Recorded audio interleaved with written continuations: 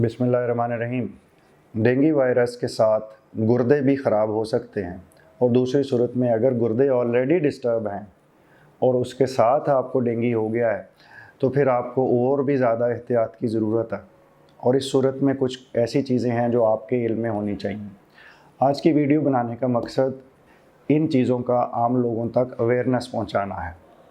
तो नंबर 1, अगर फ़र्ज़ करते हैं किसी को खुदा ना खास्ता गुर्दे का कोई मर्ज़ है और उसकी वजह से वो दवाइयाँ इस्तेमाल कर रहा है और उसको पेशाब आवर दवाई भी लेनी पड़ती है यानी लैसिक्स, और उसके जिस्म में सोजिश रहती है, उसको सांस के प्रॉब्लम हैं, लेटने में चलने में प्रॉब्लम्स हैं, तो ऐसे इंसानों को जब डेंगू होता है तो उनकी मसला ये होता है कि WBCs कम हो गए, प्लेटलेट्स कम हो गए, तो ब्लीडिंग के चांस थोड़े से ज़्यादा हो जाते।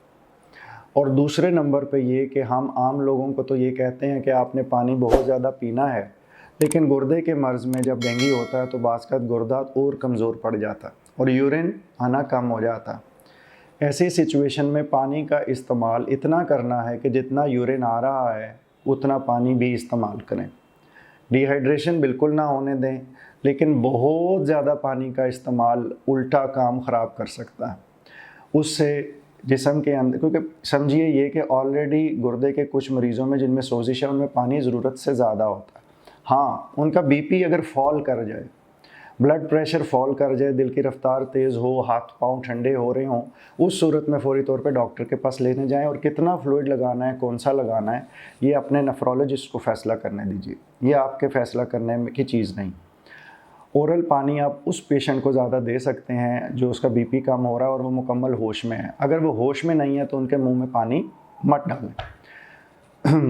बाज़ हमारे पेशेंट में जिनको डेंगू हुआ होता है उनका अगर BP ठीक है और उनके गुर्दे की कारकर्दगी ख़राब हो गई है तो बाज़ हमें उनमें पेशाब अगर दवाई भी बढ़ानी पड़ सकती, क्योंकि इस बीमारी के बेशुमार शेड्स हैं। कौन सा किस स्टेज पे है, गुर्दे की किस स्टेज पे और डेंगू की किस स्टेज से, उसके लिहाज से इलाज का तरीक़ाकार थोड़ा फ़र्क पड़ जाता। इस दौरान में जब आपको खुदा ना खास्ता डेंगू हो चुका तो आपने गुर्दे के टेस्ट भी रिपीट करवाने हैं, यानी आप LFTs भी करवाएंगे, आप CBC भी करवाएंगे, NS1 भी करवाएंगे, लेकिन साथ RFTs भी करवाएं।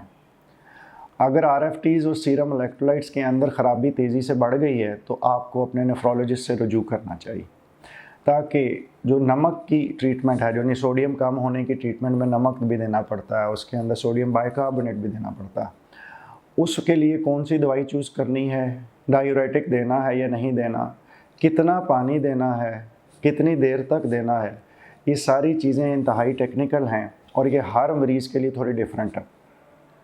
दूसरी तरफ कुछ ऐसे पेशेंट हैं जिनका जिस्म के अंदर कोई सोजिश नहीं होती, उन्हें यूरिन बड़ा अच्छा आ रहा होता है। ऐसे पेशेंट को अगर डेंगू हो जाए और उनको यूरिन आ रहा है तो वो पानी का इस्तेमाल ज़्यादा करें और उतना ज़्यादा करेंगे जिससे उनकी सांस में कोई ख़राबी ना हो या सोजिश ना आए। लेकिन अगर पानी पीने से सोजिश आए या सांस दुश्वार हो रहा हो तो पानी हरगिज़ मज़ीद इस्तेमाल ना करें। इस सूरत में अपने मुआलिज से रब्ता कीजिए।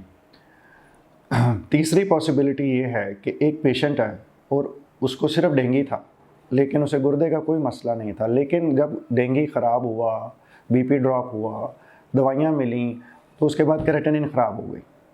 ऐसे पेशेंट के लिए तरीक़ाकार थोड़ा और मुख्तलिफ हो जाता है। इसके अंदर हम फ्लूइड अमूमी तौर पे दे रहे होते हैं ताकि जो डेंगू का शॉक हुआ है, जिसकी वजह से ये सारी ख़राबियाँ पैदा हुई हैं, वो ठीक होगा तो गुर्दे ऑटोमेटिकली बेहतर हो जाएंगे।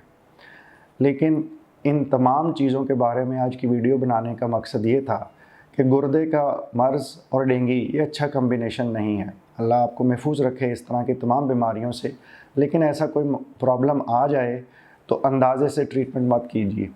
पैनाडोल आप ज़रूर ले सकते हैं, पैनाडोल दे के अपने बुखार को कंट्रोल रखें।